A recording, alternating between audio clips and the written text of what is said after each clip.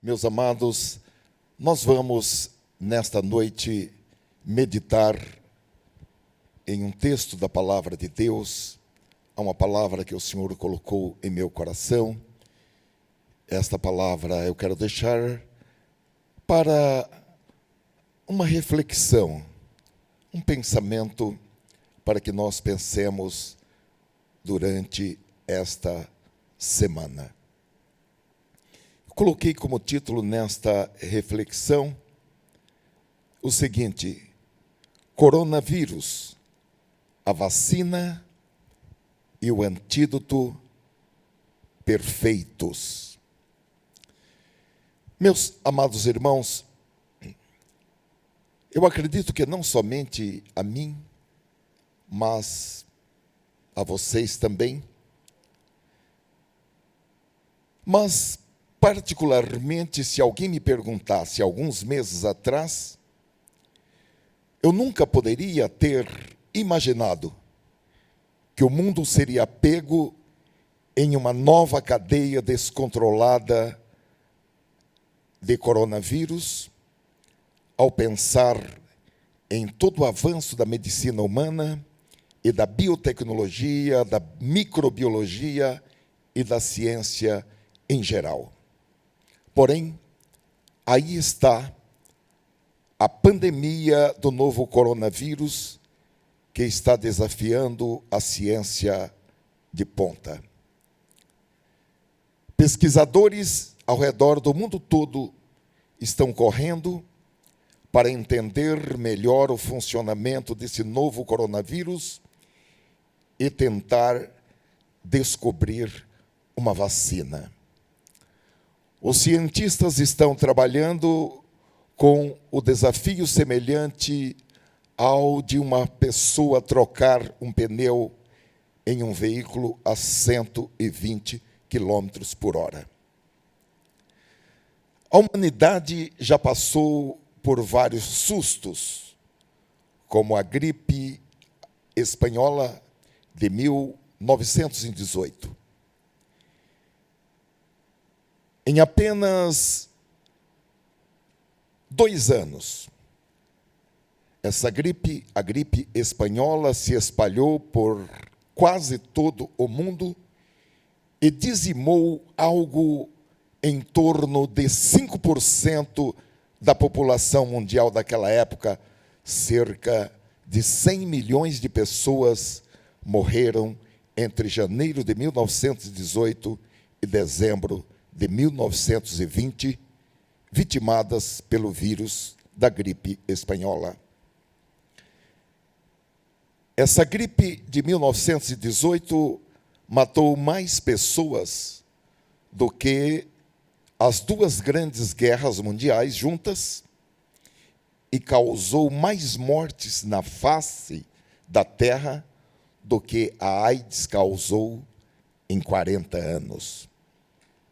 E o Brasil não passou ileso por ela.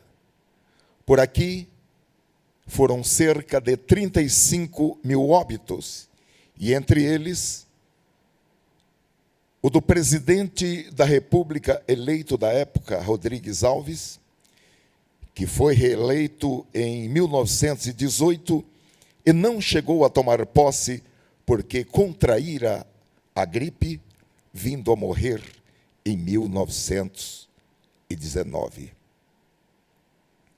É muito interessante que as propagandas dos governos e das organizações nos davam a entender que tudo isso já estaria contido, que era coisa do passado e que agora tudo estava sob controle. Porém, 100 anos depois, estamos nós de novo lutando com um vírus que causa graves problemas respiratórios e que podem levar à morte. E nesse contexto surgem várias perguntas, conspirações e boatos. Como surgiu esse novo vírus? Veio da natureza ou foi criado em laboratório? Quantas pessoas serão infectadas com esse novo coronavírus? Será o final dos tempos, o fim do mundo? Seria o cumprimento das palavras de Jesus em Lucas 21:11, quando disse: haverá grandes terremotos, fome, peste em vários lugares e acontecimentos terríveis e grandes sinais no céu? Ou é um sinal da vinda de Jesus? Realmente há muitas perguntas que podem ser feitas. E você? Tem perguntas ou já tem uma opinião formada? A doença está impactando a economia mundial e em todos os países o medo do contágio está presente e as autoridades sanitárias estão tomando medidas drásticas. Mas vamos para a pergunta-chave desta mensagem. O cristão deve ter o mesmo nível de pânico que os não cristãos? Temos realmente uma proteção invisível contra o coronavírus que outros não têm? Nesse aspecto, quando o tema é infecção por coronavírus, existe diferença entre o que serve a Deus e o que não serve? E por fim, há algo que o grupo que serve a Deus pode fazer para se manter imune a esse vírus? Eu acredito, meus irmãos e meus amigos, que o único recurso para responder a essas perguntas e a outras perguntas é sempre e somente a Bíblia. A Bíblia responde às perguntas de ontem, às perguntas de hoje e responde às perguntas que ainda não foram feitas. E sobre esse ponto, pragas, a Bíblia tem muito a dizer. E da palavra de Deus nós podemos extrair conselhos, estratégias e regras de comportamento sobre como um cristão deve se comportar na atual pandemia de coronavírus. E o primeiro ponto é ter prudência. Ter prudência. Quando, meus amados irmãos, Satanás tentou Jesus para que ele pulasse do templo, citando o texto do Salmo 91, versículos 11 e 12, que diz: porque aos seus anjos dará ordem a teu respeito, para te guardar em todos os teus caminhos, eles te sustentarão nas suas mãos, para que não tropeces com o teu pé em pedra. Jesus reagiu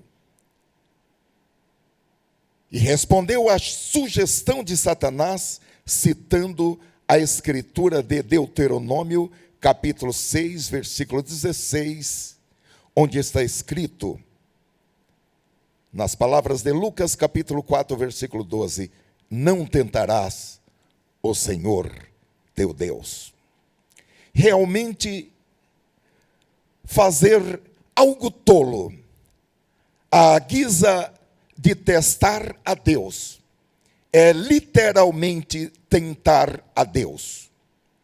Uma coisa é a pessoa dar um passo ousado de fé na obediência a Deus.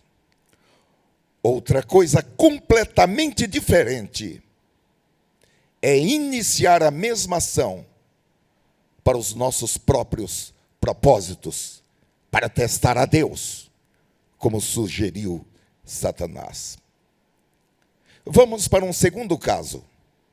Quando Israel chegou a Cades Barneia, em Números capítulo 13, Deus disse a eles que lhes daria a terra e que eles poderiam possuí-la. Então foram enviados 12 espias para fazerem um reconhecimento da terra. E eles foram e voltaram com duas opiniões. A primeira era unanimidade entre os 12: a terra é boa.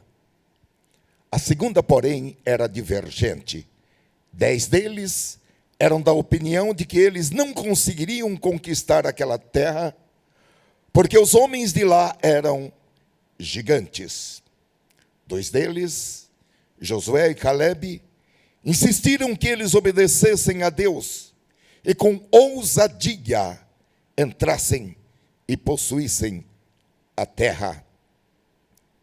Eles poderiam fazer isso por um ato de fé, porque Deus havia dito para eles assim, e Deus prometera que estaria com eles naquela conquista da terra. No entanto, democraticamente, a nação, por sua maioria, decidiu não confiar em Deus. E este ato foi um ato de incredulidade. Porém, essa mesma ação de entrar na terra foi posteriormente intentada. Porém, o tempo de Deus para aqueles homens havia passado, e aquilo se tornou uma presunção, porque Deus já houvera dito que por causa da incredulidade deles, eles não entrariam na terra prometida. E o que eles fizeram? Eles tentaram entrar na terra prometida por iniciativa própria. E a Bíblia diz, em Números capítulo 14, versículos 39 em diante, que foi um ato desastroso, porque eles foram derrotados e terrivelmente envergonhados. Vamos para um terceiro caso de prudência. Em João 8, os judeus pegaram em pedras para atirar em Jesus e matá-lo. E qual foi o comportamento de Jesus? Jesus poderia ter feito um milagre e ter paralisado aquelas pessoas. Jesus poderia fazer com que aquelas pessoas caíssem mortas na hora. Mas o que fez Jesus? Ele se escondeu no anonimato, porque ele era uma pessoa comum, e ele passou pela multidão sem ser visto. O evangelista João, capítulo 8, versículo 59, registra o seguinte: então pegaram pedras para atirar nele, mas Jesus se escondeu e saiu do templo, passando pelo meio deles, e assim passou. O quarto caso que podemos meditar ocorre na vida de Paulo de Tarso. As autoridades estavam tentando prender Paulo, e o apóstolo fez algo muito prático, que depois ele relatou em 2 Coríntios, capítulo 11, e versículo 33. Mas num grande cesto me desceram por uma janela da muralha, e assim me livrei das mãos deles. Certamente, meus irmãos e meus amigos, em todos esses casos, Deus poderia ter feito algo impressionante, algo do tipo cinematográfico, mas Deus deixou a cargo deles. E o argumento é: na ausência de um comando divino expresso para fazer o contrário, simplesmente agimos com prudência. Não agimos com precipitação, não agimos com presunção. A presunção é motivada pelo orgulho, e ela é sutil, é quase imperceptível. Por outro lado, a fé atua em humildade, em obediência e em coisas simples. Aqui, a estratégia para salvar a vida de Paulo foi colocá-lo dentro de um cesto, escorregar esse cesto através de uma janela da muralha e depois Paulo sair correndo. Eu trouxe esses exemplos para dizer que nós devemos seguir as práticas e as orientações que os médicos e as autoridades sanitárias e governamentais estão fornecendo, porque pertencer a Deus não nos exime das experiências humanas. Porém, meus amados irmãos, nesse tempo de quarentena e de isolamento social, além de proteger o corpo, seguindo as orientações médicas e sanitárias, nós temos que também proteger o espírito e a alma.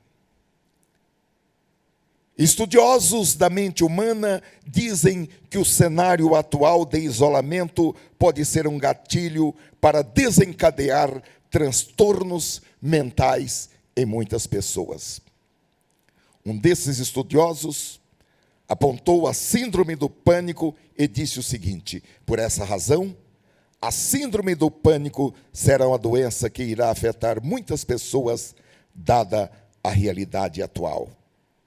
A ideia de isolamento causa transtorno, e mais ainda se nós depararmos com a incerteza de quando terminará.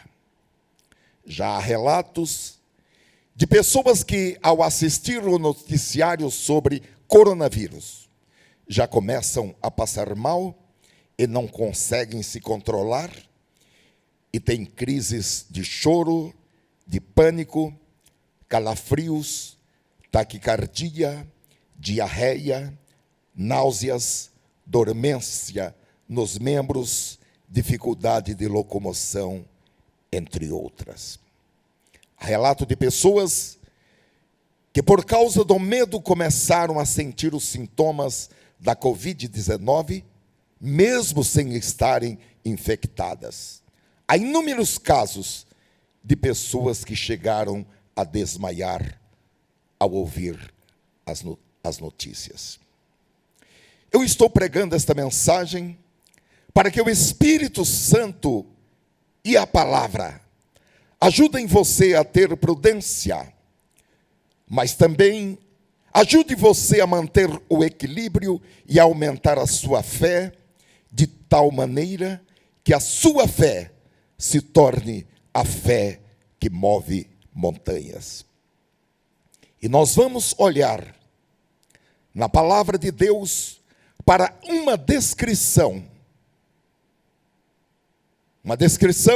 no Salmo 91, que corresponde a um coquetel de vacina e antídoto perfeitos para todos aqueles que vivem protegidos e escondidos pelo Deus Altíssimo. Salmo 91 é uma importante e imponente confissão de fé, e é também o exemplo de uma vida confiada na segurança protetora de Deus.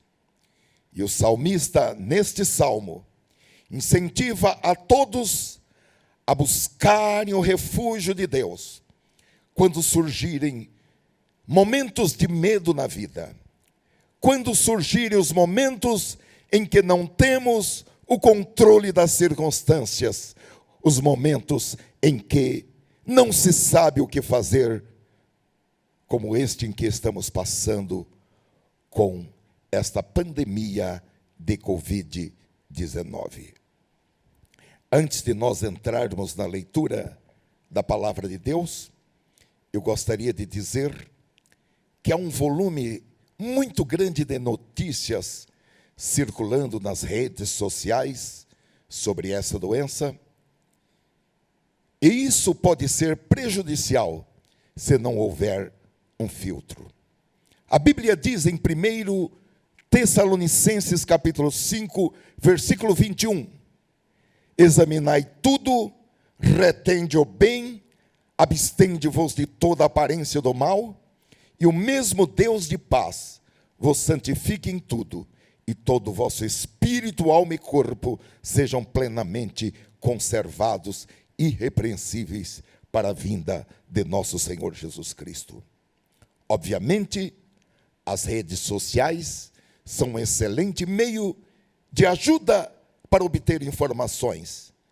Porém, é preciso ter maturidade e ter um bom senso aguçado para consumir o que é publicado em redes sociais.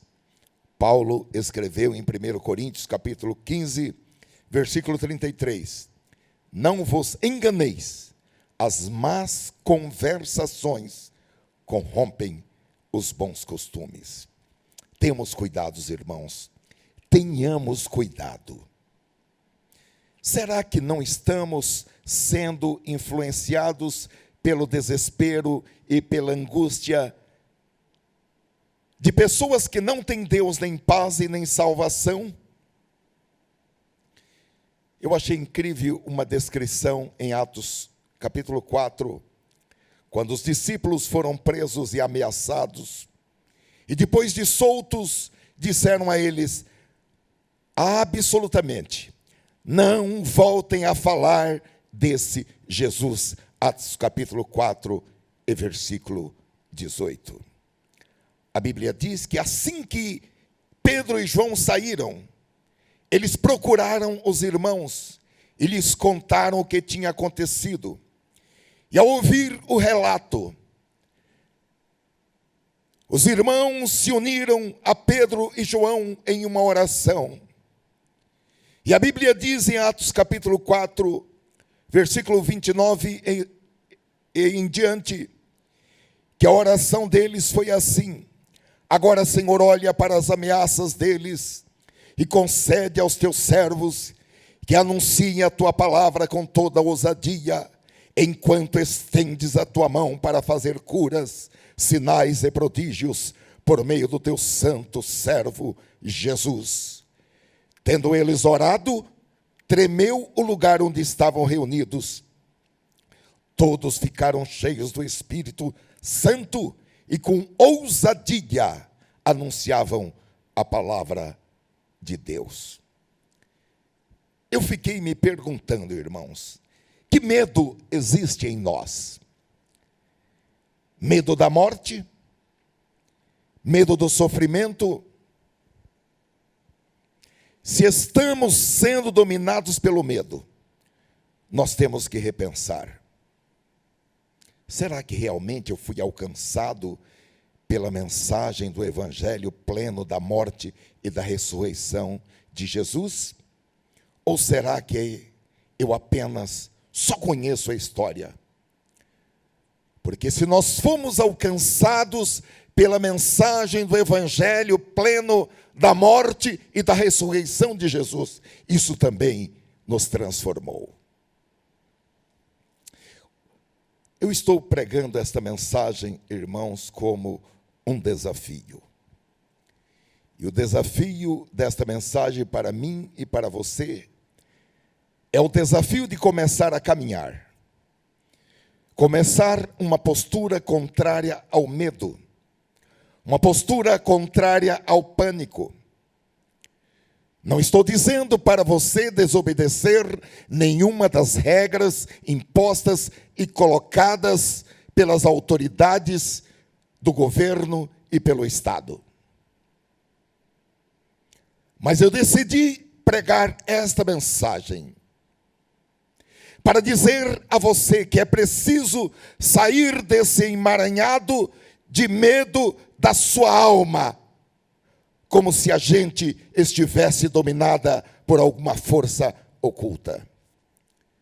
Estou falando em perder o sono durante a noite e ficar divagando em sua cama com perguntas do tipo: como será o dia de amanhã?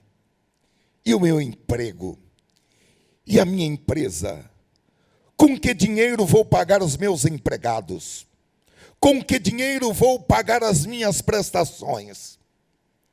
E a escola? As mensalidades da escola que eu pago, ou as mensalidades da escola dos meus filhos? Será que vai faltar comida? E se alguém ficar infectado na minha casa, o que eu vou fazer? É claro que, de alguma maneira, todos nós temos algumas perguntas sem respostas. De alguma maneira, todos nós temos algum medo, porque não temos o controle.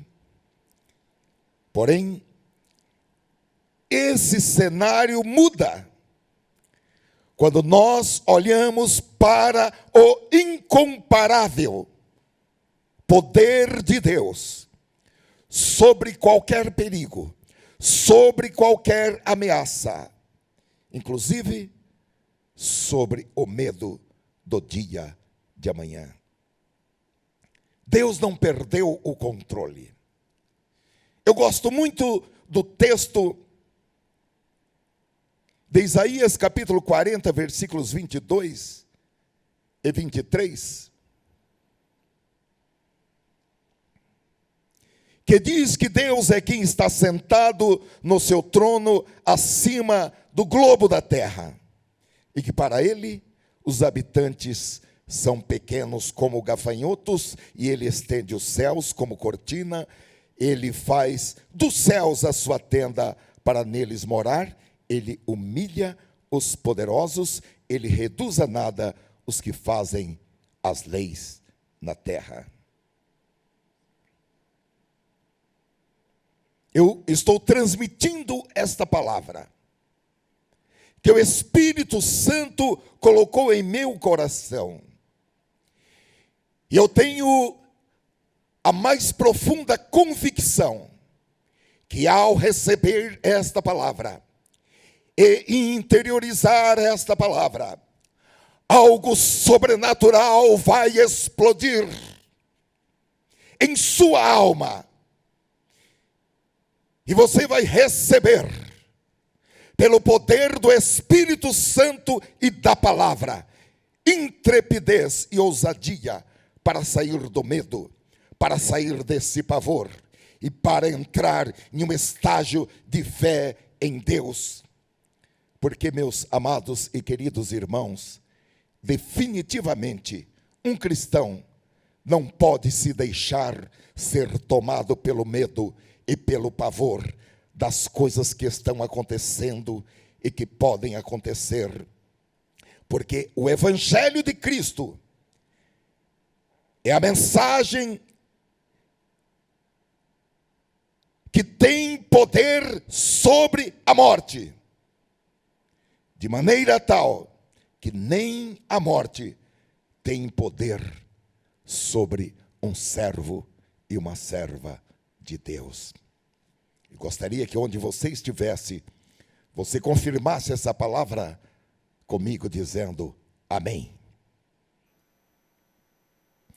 Vamos para a leitura do Salmo 91, que começa no versículo 1 dizendo: aquele que habita no esconderijo do Altíssimo, à sombra do Onipotente descansará. Direi do Senhor, Ele é o meu Deus, o meu refúgio, a minha fortaleza, e nele confiarei. Porque Ele te livrará do laço do passarinheiro e da peste perniciosa. Ele te cobrirá com as suas penas, e debaixo das suas asas estarás seguro. A sua verdade é escudo e broquel. Não temerás espanto noturno, nem seta que voe de dia, nem peste que ande na escuridão, nem mortandade que assole ao meio-dia.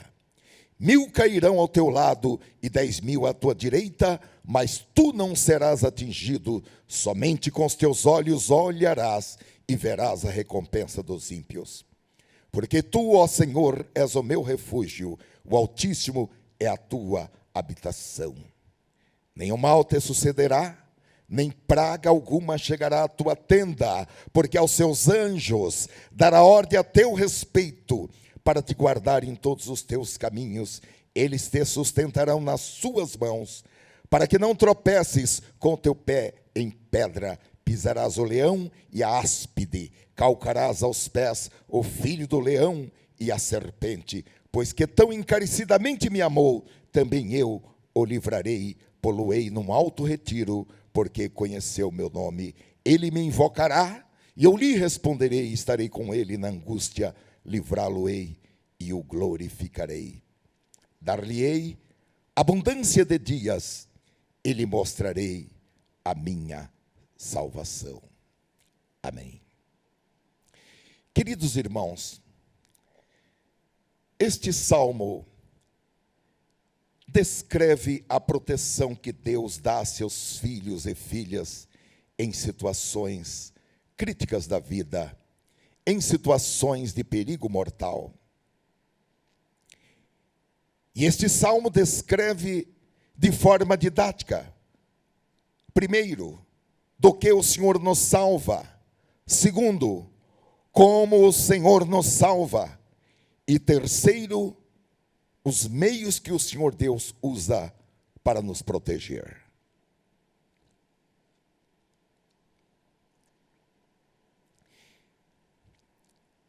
E realmente este é um salmo muito didático, porque o próprio Deus estabelece os pré-requisitos para que essa proteção se desenvolva totalmente, adequadamente. É óbvio que conhecer e praticar a palavra de Deus é algo necessário em qualquer momento da vida.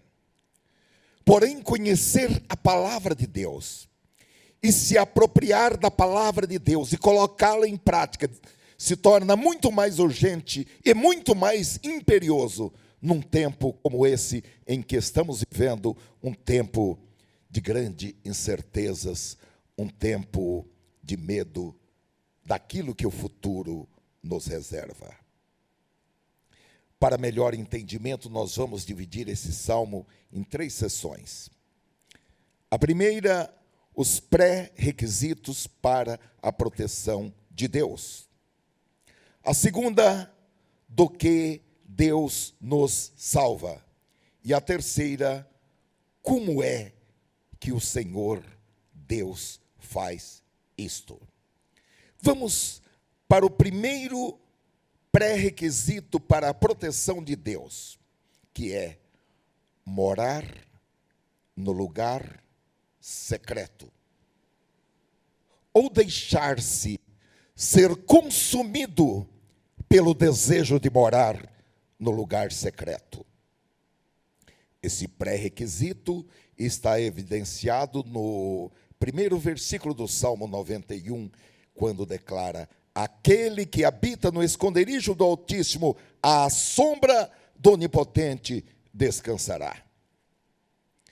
Poderíamos começar perguntando: onde fica esse lugar chamado esconderijo do Altíssimo? O esconderijo do Altíssimo é o lugar secreto, mais secreto que existe. Um dos esconderijos secretos do rei Davi, quando ele estava fugindo em uma guerra, era a tenda central do comandante do seu exército, como ele diz no Salmo 27, versículo 5, porque no dia da adversidade me esconderá no seu pavilhão, no oculto do seu tabernáculo me esconderá, por-me-á sobre uma rocha. A Bíblia Viva traduziu esse versículo da seguinte forma: quando eu estiver em dificuldades, Ele será a minha proteção, Ele me esconderá em sua casa, Ele me colocará em segurança numa rocha firme. Nós entendemos pela palavra que o rei Davi, ele se sentia seguro quando ele se escondia no pavilhão do comandante do seu exército, porque para se chegar até a tenda do comandante, o inimigo teria que romper ranque após ranque de soldados para poder chegar até ali. A tenda do pavilhão do comandante era o esconderijo mais secreto, era uma fortaleza.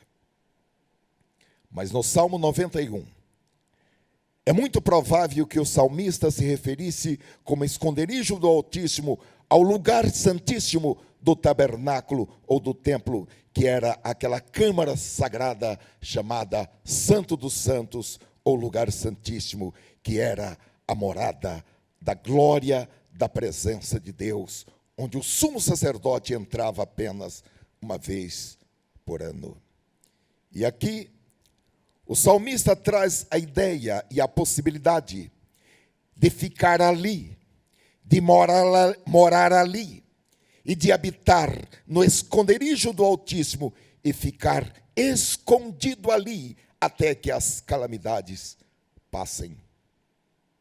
No Salmo 57, versículo 1, Davi diz: tem misericórdia de mim, ó Deus, tem misericórdia de mim, porque a minha alma confia em ti, e à sombra das tuas asas me abrigo até que passem as calamidades. Nos lembra as palavras do apóstolo Paulo em Colossenses capítulo 3, versículo 2 em diante, que ele diz: pensai nos objetivos do alto e não nas coisas terrenas, pois morrestes e a vossa vida está escondida com Cristo em Deus.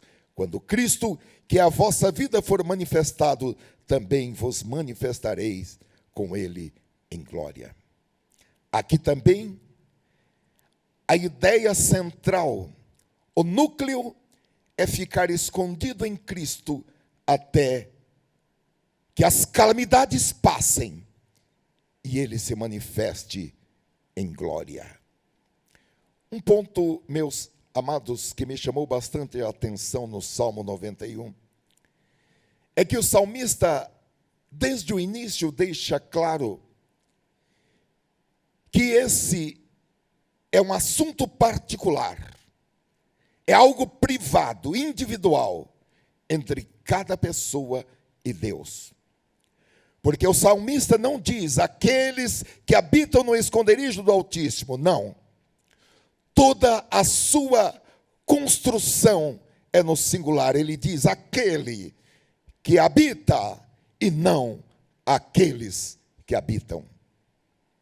Ele usa um pronome demonstrativo no singular, aquele. Porque habitar no esconderijo do Altíssimo não é uma decisão coletiva. Habitar no esconderijo do Altíssimo é uma decisão individual. Porque ninguém é obrigado, e ninguém também pode obrigar a outrem a morar no esconderijo do Altíssimo. Cada pessoa tem que tomar a sua própria decisão de habitar ou não no esconderijo do Altíssimo. Habitar no esconderijo do Altíssimo é uma decisão de caráter eminentemente pessoal, é uma decisão personalíssima. E o que significa habitar ou morar ou se esconder no esconderijo do Altíssimo? Obviamente, todas as palavras têm um significado espiritual. E quando falamos em morar, em habitar, a palavra que nos vem à mente é lar. O lar é um lugar onde o nosso coração está. Nós podemos fazer viagens lindas e maravilhosas, porém, não é comparável como voltar para o nosso lar. É por isso que para quem habita no esconderijo do Altíssimo, esse ambiente onde Deus está é o centro das suas afeições, dos seus interesses, dos seus desejos e dos seus pensamentos. Essa pessoa que habita no esconderijo do Altíssimo pode até estar com os pés na terra, fazendo diariamente coisas na terra, porém a sua cabeça está no céu, o seu pensamento está no céu. Como disse Paulo no texto em Colossenses capítulo 3, versículo 1, Portanto, se já ressuscitaste com Cristo, buscai as coisas que são de cima, onde Cristo está sentado à destra de Deus. Repetindo, pensai nas coisas que são de cima, e não nas que são da terra, porque já estáis mortos, e a vossa vida está escondida com Cristo em Deus. Assim, eu gostaria de mencionar algumas características de uma pessoa que resolveu habitar no esconderijo do Altíssimo. De uma pessoa que gosta de morar no lugar secreto. Em primeiro lugar, ela é uma pessoa que gosta de ficar sozinha com Deus. Em segundo lugar, ela é uma pessoa que gosta de adorar a Deus além do véu. Como está escrito em Hebreus capítulo 10, versículo 19 e 20, é alguém que é movido pelo Espírito e que tem a ousadia para entrar no santuário de Deus. É alguém que entendeu que por causa do sangue de Jesus, ela pode ter confiança no seu direito de entrar no santuário de Deus. Então, ela se dispõe a percorrer o novo e vivo caminho aberto por Cristo por meio da sua carne e entrar no Santo dos Santos e ali adorar ao Pai, ao Filho e ao Espírito Santo em espírito e em verdade. Em terceiro lugar, essa pessoa é alguém que gosta de conversar com Deus em solidão. É alguém que entendeu a realidade da palavra de Deus em Lamentações, capítulo 3 e versículo 25 em diante, que diz: bom é o Senhor para os que esperam por Ele, e para a alma que o busca, bom é ter esperança e aguardar em silêncio a salvação do Senhor. Bom é para o homem suportar o jugo da sua mocidade, assente-se solitário e fique em silêncio, porquanto Deus o pôs sobre ele. Então, esta pessoa é alguém que gosta de conversar com Deus em solidão. Há pessoas que em solidão entram em transtornos, entram em estresse, entram em várias lamúrias e reclamações. E há outras pessoas que em solidão gostam de conversar com Deus. Davi disse no Salmo 4, versículo 4 e 5, perturbai-vos e não pequeis. Falai com o vosso coração sobre a cama e calai-vos. Ofereceis sacrifícios de justiça e confiai no Senhor. Podemos dizer que essa pessoa gosta de ficar sozinha com Deus e que gosta de conversar com Deus em solidão.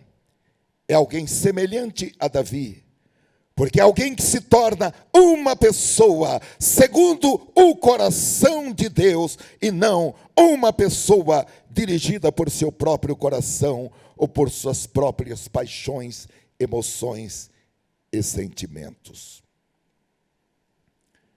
Obviamente, não significa que essa pessoa seja uma pessoa perfeita, mas é alguém que está latente em seu coração o desejo de amar a Deus sobre todas as coisas, e o desejo de cada vez mais e por maior tempo aproximar-se dele. É alguém que se deixa ser consumida pelo desejo de Deus, como o salmista Davi escreveu no Salmo 84, versículo 2, a minha alma está desejosa e desfalece pelos átrios do Senhor.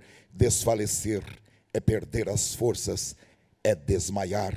O salmista está dizendo, a minha alma desfalece pelos átrios do Senhor. O meu coração e a minha carne clamam pelo Deus vivo. Ele está descrevendo que ele era acometido de um frio no estômago, e que ele começava a ter cãibras e a ter tremores, e a sua carne e o seu coração vibravam com a ideia dele se aproximar do Deus vivo. Então, queridos, o primeiro pré-requisito para ter a proteção de Deus é morar no lugar secreto ou deixar-se ser consumido pelo desejo de habitar no esconderijo do Altíssimo. O segundo pré-requisito para essa proteção é a confissão da sua fé. O salmista é totalmente explícito naquilo que ele fará. Ele diz no versículo 2: eu direi do Senhor, Ele é o meu Deus, o meu refúgio, a minha fortaleza, e nele confiarei. Ele não está dizendo, eu vou terceirizar, eu vou pedir que alguém fale por mim, eu vou nomear procuradores, eu vou contratar alguém que fale bem, alguém que tenha retórica, alguém que tenha o dom da palavra.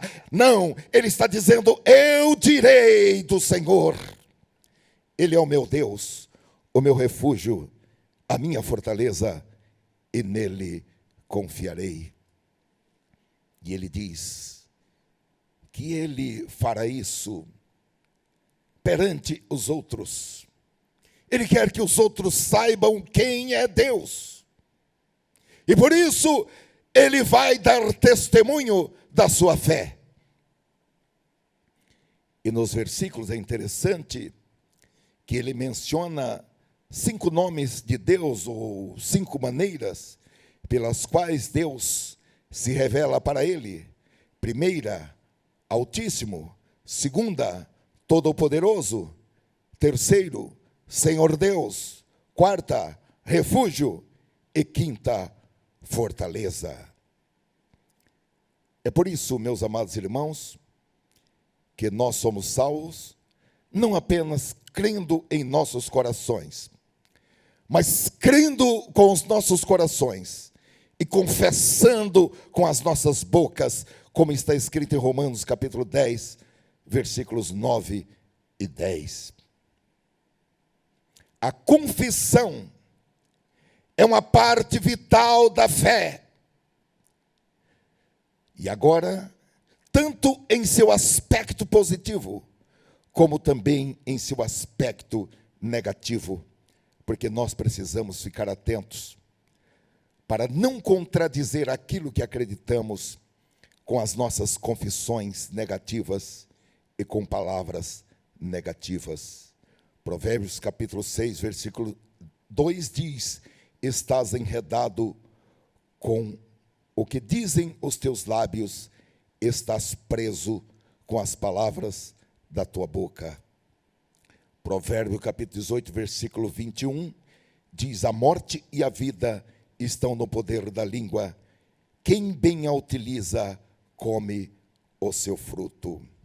Então, a nossa confissão de fé, ela vai habilitar a cada um de nós, para que nós possamos morar, habitar no esconderijo do Altíssimo.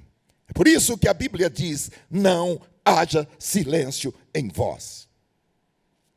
Vamos agora, irmãos, para a segunda sessão do Salmo 91, que diz respeito à proteção de Deus para os que creem.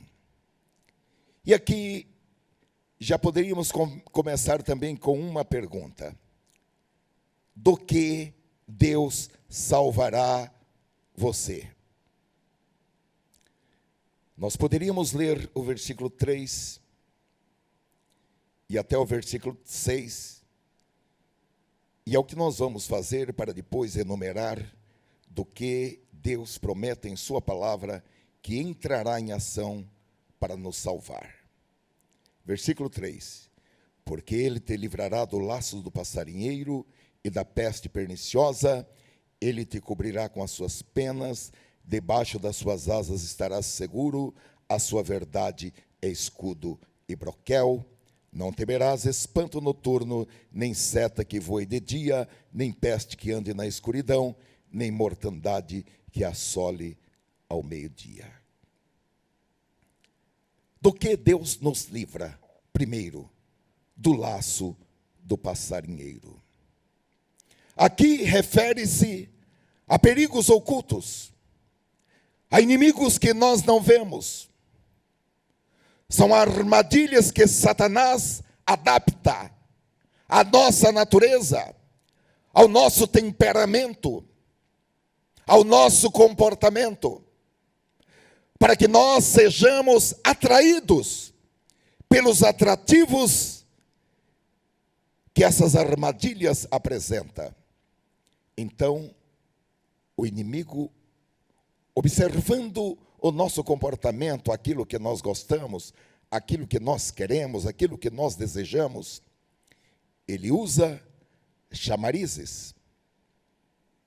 Algo interessante, algo que atrai, algo que apresenta vantagens, algo que instiga, algo que é agradável aos nossos olhos, como a beleza, algo que é agradável à nossa alma, como a delicadeza, a gentileza, a atenção, presentes, uma consideração muito além do que merecemos, e que nos chama, e que nos atrai, porém, nada mais é, e nada menos é, do que o laço do passarinheiro.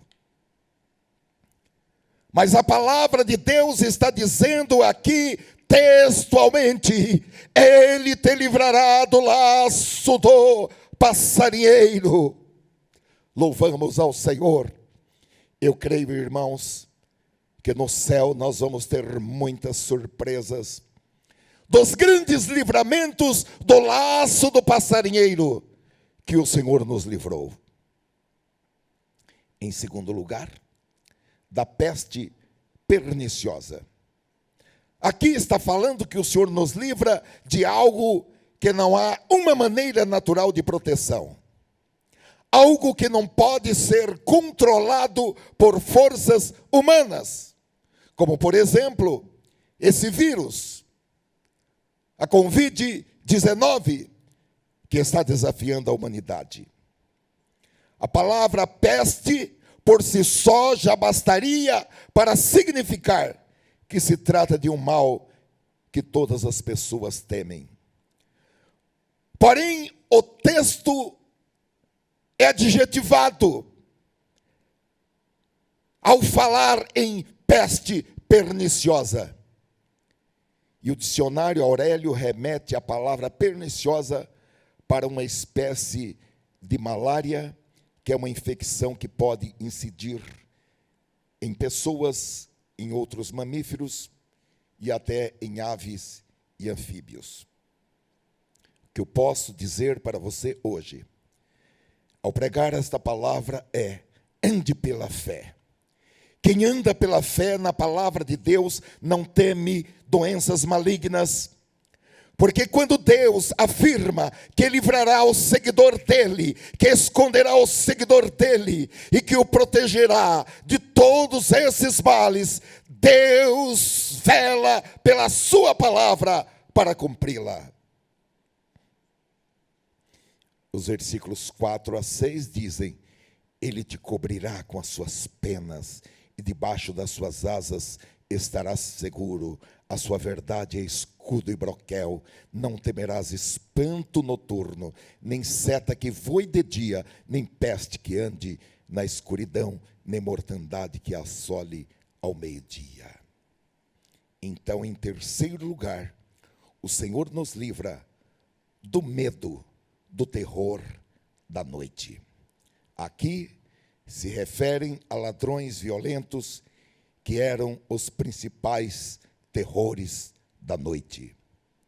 Jó capítulo 24, versículo 14 em diante, descreve assim: o assassino se levanta de madrugada, mata o pobre e o necessitado, e de noite se torna ladrão. O olho do adúltero aguarda o crepúsculo, dizendo: ninguém me verá, e cobre o rosto. Nas trevas, ladrões invadem as casas, mas de dia ficam escondidos, não querem nada com a luz. O Senhor nos livra do terror, do medo, do terror da noite. Porque, meus amados irmãos, além de humanos ladrões, existem também seres espirituais ladrão. A Bíblia diz que Satanás é um ladrão e os seus demônios são ladrões. Mas Jesus disse em João 10:10, o ladrão não vem senão a roubar e a matar e a destruir. Eu vim para que tenham vida e a tenham em abundância. Em quarto lugar, o Senhor também nos livra da seta que voa durante o dia. Aqui fala de ataques abertos à distância. Setas velozes, são difíceis de vê-las chegando. Vamos exemplificar algumas setas: a mentira, a calúnia, a difamação, o desprezo, as acusações, as humilhações, são setas que voam durante o dia. O crente pode ser atingido por uma dessas setas, mas ele não precisa temer nenhuma seta. Primeiro, porque a ponta dessa seta está quebrada, e o seu veneno é inócuo, porque nós temos o antídoto, que é o sangue de Jesus. Assim eu lhe digo, não tenha medo nem do presente e nem do futuro. Há uma promessa em Isaías capítulo 54 e versículo 17 que diz: mas no futuro, quem fizer armas para destruir você vai se dar mal. Quem tentar acusar você num tribunal acabará sendo condenado. Esta é a herança dos servos do Senhor, a bênção que eu dou a vocês, diz o Senhor. Em quinto lugar, o Senhor nos promete livrar da peste que anda na escuridão. Aqui está falando também de uma doença que ronda na escuridão da noite. Ela é causada por algo invisível. É como um predador noturno que anda nas trevas da noite, mas com a sua audição aguçada e com seu olfato aguçado. Imagine, irmãos, a terrível aproximação desse animal faminto, desse animal gigante, prestes a atacar e afundar as suas garras em presas inofensivas na calada da noite. Para nós, não fora a promessa do Senhor de que Ele nos livra da doença que se propaga na escuridão, nós já estaríamos com um medo extremo, um medo terrível. Porém, o Senhor está dizendo na sua palavra: não terás medo da peste que se propaga na escuridão. E aqui já entramos para a sexta coisa que o Senhor nos protege. Ele nos protege da mortandade que assola ao meio-dia. O meio-dia é a parte mais brilhante do dia. Porém, imagine se uma mortandade está varrendo o tempo todo, inclusive ao meio-dia. Pois durante o dia ocorrem desastres, contaminações do ar, contaminações das águas, contaminações da terra. Novamente estamos diante de algo que não pode ser humanamente controlado. E este seria, sob certo ponto de vista, o golpe final do desastre. Porém, a Bíblia está dizendo que não importa de que tipo elas sejam, e nem de onde elas venham, e nem a que horas elas ataquem, O nosso Deus, o Deus Altíssimo, o Deus Todo-Poderoso, nos protegerá de todos esses ataques. Porque a Bíblia diz que o crente pode ver 1000 caindo à sua esquerda e 10.000 à sua direita, sem que nada o atinja, se ele estiver habitando no esconderijo do Altíssimo.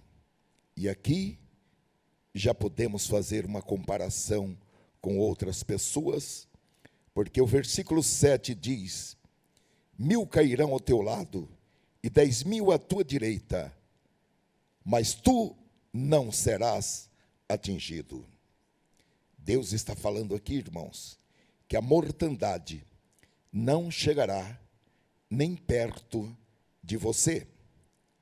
E é significativo que aqui existe uma escala que é de 1000 à esquerda e 10.000 à direita, mas a palavra de Deus está falando textualmente: mas tu não serás atingido. Esse é um incentivo muito claro para não temer, para não entrar em pânico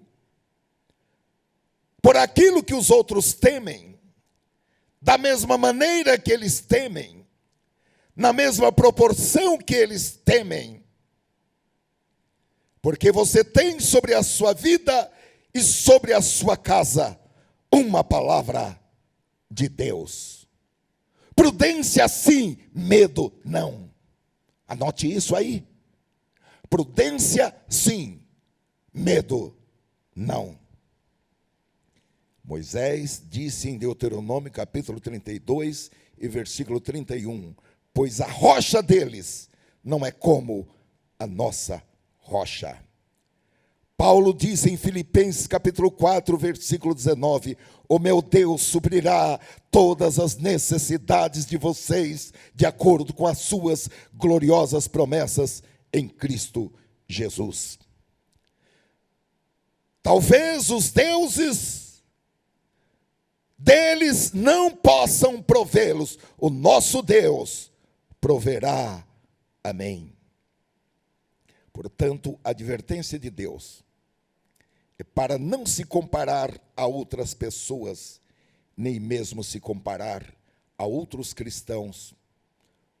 Eu fiquei pensando, como é que alguém sabe que o outro está temendo ao Senhor?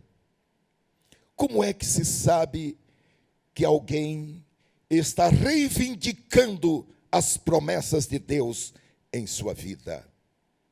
A sua parte, a nossa parte, é confiar no Senhor, é confiar que Deus lhe ajudará. Não importa o que você vê ao seu redor. 1000 cairão de um lado, 10.000 do outro lado, mas tu não serás atingido. Amém? Deus é fiel. Eu gostaria de colocar uma observação.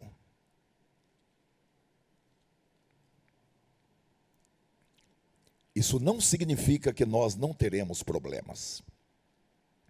O versículo 3 fala em livramento do laço do passarinheiro e da peste perniciosa. Então haverá laço do passarinheiro e peste perniciosa a nos rondar.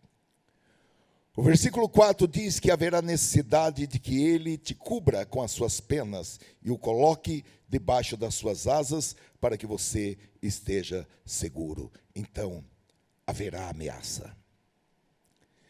No versículo 5 diz que haverá espanto noturno e seta voando durante o dia. No versículo 6 refere-se a uma pestilência que anda silenciosamente na escuridão e uma mortandade que assola ao meio-dia. E os versículos 10 e 11 diz que para que nenhum mal te suceda e nenhuma praga chegue à sua casa, ele dará ordem aos seus anjos para que te guardem por onde você andar. Isso significa que nós podemos estar expostos. Isso significa que nós podemos ter problemas, mas que nenhum mal conseguirá chegar perto de você, e que a iniquidade não pode chegar à sua porta. Porque o Senhor Deus Todo-Poderoso ordenou aos seus anjos que lhe guardem por onde quer que você vá. E se você tropeçar, eles o segurarão. Porque Deus destinou um trabalho para os seus anjos, que é evitar que você caia. E a parte B do versículo 15 é muito clara. Estarei com ele na angústia, livrá-lo-ei e o glorificarei. Eu gosto muito da afirmação dos 3 jovens hebreus diante da fornalha de fogo, em Daniel capítulo 3, versículos 17 e 18, quando eles disseram: eis que o nosso Deus, a quem nós servimos, é que nos pode livrar. Ele nos livrará do forno de fogo ardente e da tua mão, ó rei. E se não, ou seja, se ele não nos livrar, fica sabendo, ó rei, que não serviremos a teus deuses, nem adoraremos a estátua de ouro que levantastes. Em outras palavras, eles estavam dizendo: mesmo que o Senhor não nos liberte, ainda assim, nós não nos curvaremos a essa estátua. Queridos irmãos, eu acredito que a essa altura, todos nós já temos amigos, parentes, que foram infectados pelo coronavírus. O que podemos fazer? Não perder a fé, não deixar de orar, não deixar de crer, não deixar de esperar, mesmo com problemas. Vamos ser fiéis a Deus. E agora nós já podemos ir para a nossa terceira e última sessão do nosso tema, já que nós dividimos este salmo em 3 sessões. E essa última sessão, ela responde a seguinte pergunta: como Deus nos protege? Em primeiro lugar, dando ordens aos seus anjos. Versículos 11 em diante diz: porque aos seus anjos dará ordem a teu respeito, para te guardar em todos os teus caminhos. Eles te sustentarão nas suas mãos, para que não tropeces com teu pé em pedra. Pisarás o leão e o áspide, calcarás aos pés o filho do leão e a serpente. Aqui está dizendo que Deus colocará seres sobrenaturais, invisíveis, ao nosso redor. Para quê? Para guardar você, para levantá-lo se você cair, e para dar a você poder para pisar em forças que de outra forma seriam mortais para você. Então você caminhará tranquilo entre leões e cobras, pisará neles e nada acontecerá, porque há uma ordem que vem do trono de Deus a seu respeito. O seu nome tem sido pronunciado diante do trono de Deus. Poderíamos lembrar de Eliseu, cercado pelo exército dos arameus, e o moço que auxiliava Eliseu entrou em pânico. Porém, Eliseu orou a Deus e pediu: Senhor, abra os olhos do moço. E Deus abriu os olhos daquele rapaz, e ele viu que toda a colina estava cercada por carros de fogo e por anjos de Deus. Deus responde às nossas orações. Deus dá ordem aos seus anjos a nosso respeito. E é exatamente a segunda forma como Deus nos protege, é respondendo às nossas orações. No Salmo 91, versículo 15, Deus revela que há uma grande diferença entre aqueles que permanecem com Ele e aqueles que se distanciam dEle. Aqueles que permanecem com Deus Quando eles oram, Deus ouve as suas orações. Ele me invocará e eu lhe responderei. Estarei com ele na angústia, livrá-lo-ei e o glorificarei. Nós não podemos entrar em pânico com as notícias sobre essa pandemia e com a quantidade de pessoas infectadas ao nosso redor. Quando nós oramos, algo sobrenatural acontece. Porque Deus coloca paredes invisíveis ao nosso redor. Os irmãos se lembram do Egito quando ocorreu a 10ª praga? A praga da morte dos primogênitos.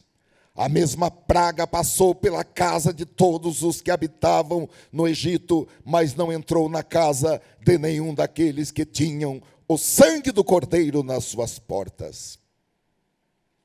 E para que isso aconteça, nós precisamos apenas orar. Tiago capítulo 4, versículo 2 e 3, diz que nós devemos orar corretamente. Quando pedem e não recebem, isso ocorre porque pedem por motivos errados para gastarem seus prazeres. A sua mão, a mão de Deus, vai se mover mediante a sua oração. E Deus vai ativar as suas promessas a seu respeito e a meu respeito. Deus está dizendo: Ele me invocará e eu lhe responderei. Estarei com ele na angústia, livrá-lo-ei e o glorificarei. E a promessa de Deus é direta no versículo 16. Deus dizendo: dar-lhe abundância de dias e lhe mostrarei a minha salvação.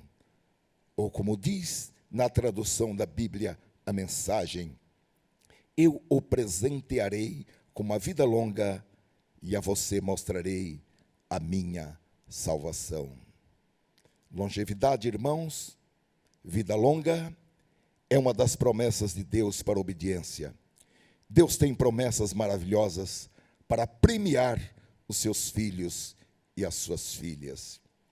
Deuteronômio capítulo 6, versículo 2, Deus disse: deste modo vocês, seus filhos e seus netos, temerão ao Senhor o seu Deus e obedecerão a todos os seus decretos e mandamentos que eu lhes ordeno, todos os dias da sua vida, para que tenham vida longa, ou seja, mediante a obediência, os seus dias serão prolongados. Em Deuteronômio capítulo 22, versículo 7, Deus deu a seguinte regra: se você passar por um ninho de passarinho junto ao caminho, seja numa árvore ou no chão, e a mãe estiver sobre os filhotes ou sobre os ovos, não apanhe a mãe com os filhotes. Você poderá apanhar os filhotes, mas deixe a mãe solta, para que tudo vá bem com você e você tenha vida longa. É claro que hoje você não vai apanhar nem a mãe e nem os filhotes. Mas eu quis trazer esse texto para que você compreenda que Deus recompensa as pequenas atitudes. Deus recompensa as atitudes simples, porque o segredo da longevidade, o segredo da vida longa está na obediência aos preceitos do Senhor, mesmo que eles sejam os preceitos mais simples. Por fim, as palavras que Deus disse a Salomão em 1 Reis, capítulo 3, e versículo 14. E se você andar nos meus caminhos e obedecer aos meus decretos e aos meus mandamentos, como o seu pai Davi, eu prolongarei a sua vida. Queridos irmãos, queridas irmãs, podemos ter plena certeza, plena confiança no Senhor, mesmo nesses tempos de pandemia. Porque nós servimos a um Deus que não muda, a um Deus que guarda a sua palavra para cumpri-la. Há um Deus que está com a sua mão estendida para abençoar, e tendo Ele estendido o seu braço, ninguém o fará retroceder. Eu gostaria de concluir perguntando: você está sentindo falta de paz? O seu coração está começando a bater de forma acelerada, só de pensar no que pode acontecer? Você está com medo do que pode acontecer? Será que alguém está passando por momentos difíceis? Será que alguém precisa de uma intervenção divina para mudar essa situação? Você gostaria que Deus desse paz, desse certeza a você de que tudo ficará bem com você e com sua família? Deus pode mudar esse quadro, porque para Deus não há impossível. Se você assim crer, eu quero ir a Deus, juntamente com você, em um momento de oração. Assim como você, eu também tenho dores, problemas, questionamentos. E eu quero, junto com você, levar à cruz de Cristo todos os nossos problemas, os nossos conflitos, as nossas causas e as nossas dores. Onde você estiver, incline a sua cabeça como uma expressão de reverência a Deus e ore comigo, crendo em seu coração e confessando por meio da sua boca.